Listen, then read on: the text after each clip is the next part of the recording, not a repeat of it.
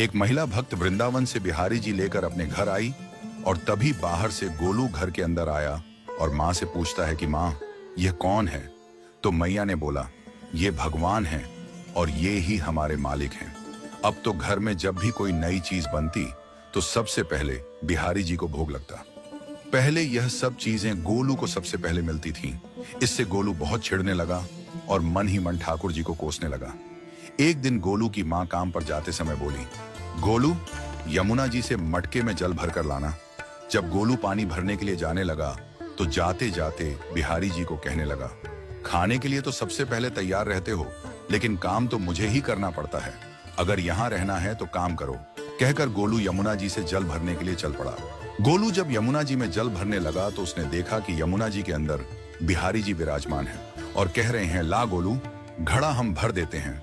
गोलू उनको देखकर हैरान हो गया और बोला, नहीं नहीं, मैं अपने आप भर लूंगा। लेकिन ठाकुर जी ने उसके हाथ से घड़ा ले लिया और भरकर घर ले आए।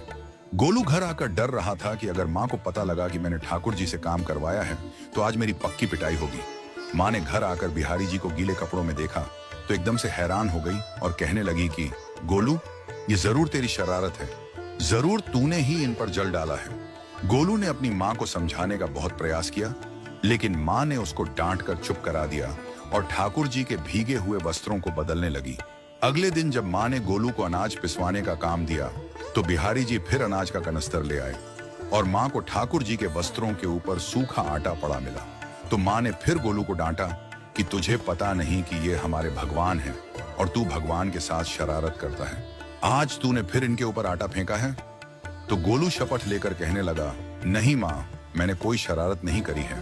ये तो मेरे हाथ से गेहूं का कनस्तर लेकर खुद पिसवा कर आए हैं।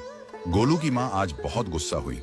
अगले दिन फिर माँ बोली, बेटा गोलू, आज तुम्हारे बाबा बाहर गांव से वापस लौट आएंगे।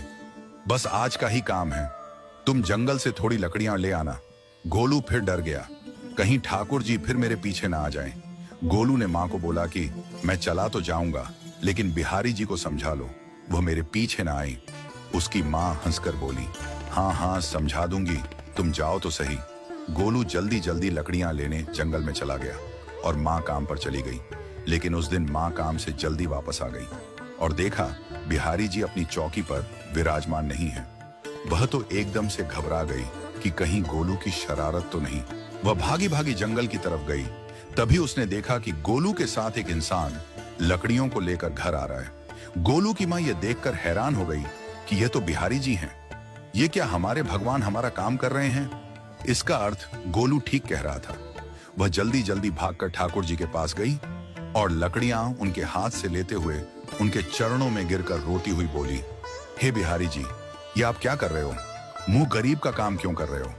ठाकुर जी मुस्कुराते हुए बोले, हमें तो तेरे बेटे पर बहुत प्यार आता है। सब लोग हमें भगवान समझते हैं, लेकिन एक तेरा बेटा ही था जो हमको अपना मानता था।